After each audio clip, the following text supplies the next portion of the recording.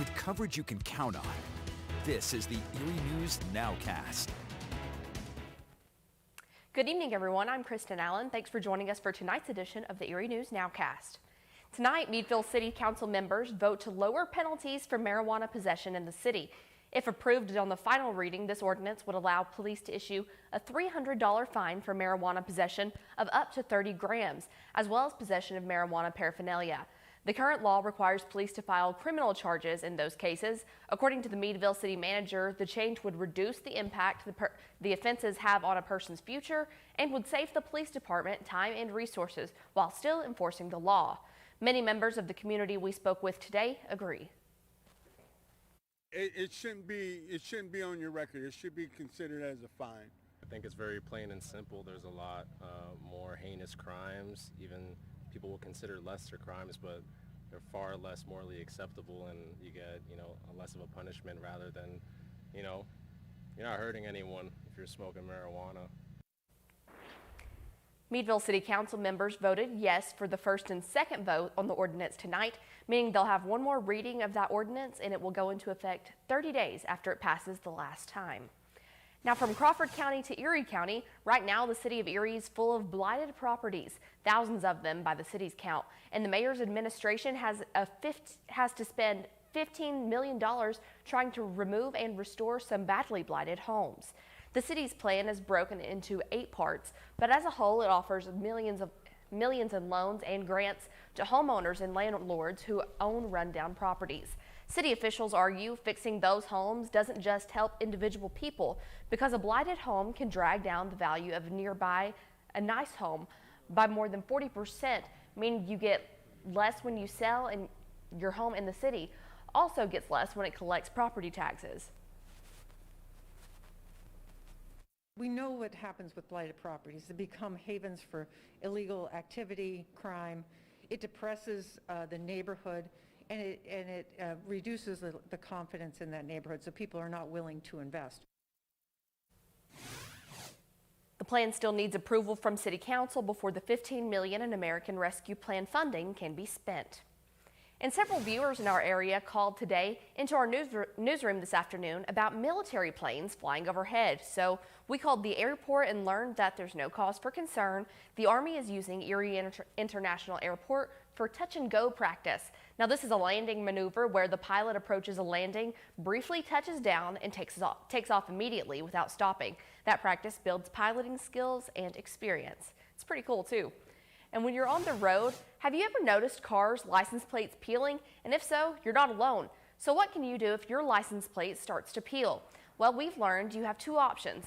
First, if you have a license plate that is peeling or blistering, you can go to any vehicle inspection spot where they can confirm it isn't eligible to use any longer. They'll give you paperwork to send to PennDOT to get a new license plate for free. And the same goes for if you get pulled over by law enforcement for driving with a plate that's not in good condition. They can give you a form and you can send it into PennDOT to get a new free one. License plate is deemed illegible when one or more numbers or letters cannot be recognized from more than 50 feet, or if the license plate shows any blistering, peeling, discoloration, or loss of reflectivity. The PADMV says license plate peeling happens due to wear and tear, but local inspection shops tell us it's due to poor materials that make the license plates. And going to Gannon University downtown now, students will have input in the building of the next residence hall on campus. Today, university officials held an event for the students to share their ideas and feedback for the look and feel of the new living space. The layout of the new building and living options were unveiled as well. Students could also test new furniture and ask questions about the project. We are super excited to provide this brand new residence hall for our students. It's going to have 95 single bedrooms, really massive community kitchens, wonderful space for people to commune together and enjoy university living together. The new living space, called South Hall, is expected to be completed by August of next year, just in time for the fall semester. And the local nonprofit Hope on Horseback has received some new additions thanks to another area nonprofit. The Anna Shelter rescued 2 neglected horses. Someone bought them, then donated them to Hope on Horseback in hopes they can help people through their various programs.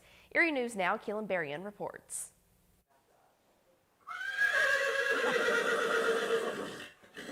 The nonprofit organization Hope on Horseback received new horses to be a part of its program for children and adults. I reached out about this one. We were pretty excited, but we're still kind of taking a risk because we don't know exactly how they're going to be. But when Kurt and Roseanne said they would help out with them, it was like a win-win. To receive these horses took help from others. Couples Kirk and Roseanne Steeler put effort in and bought the horses from the Anna shelter. Roseanne wasn't available to speak. After the horses were nourished, they were then donated to Hope on Horseback. It's funny, but the horse community is big, but it's also small. And when there's a need, everyone seems to know about it. The Anna Shelter, another nonprofit organization, knew about the horses from their previous owners. When the shelter arranged pickups, the owners declined to give them away. A few months later, the same owners called and wanted the shelters to take them in. Anna Shelter made posts about the two rescues. When the Steelers saw the post, they knew that Hope on Horseback will be a great fit. And I thought, this is perfect. You know, if they work for them, it's a win-win. Horses, obviously, they fit here, they look great, they're happy, and that's the main thing. And Hope on Horseback normally do not take in a rescue horse like our friend Kenny here, because simply it takes a couple months for them to get used to the programs. We can't always take a chance on a rescue as much as we'd like to, because our program has to have really specific horses, have to be really well trained and quiet and kind horses, that they have to, horses that we can get used to. We train them like wheelchairs and games that we play and people all around them. Two great programs there, and we're happy those horses have a new home and hopefully can do a lot for the community. Well, thanks for joining us for the Erie News Nowcast. Just join us in for our next news at 10 p.m. on the CW and 11 p.m. on WICU and WSCE. Have a great night.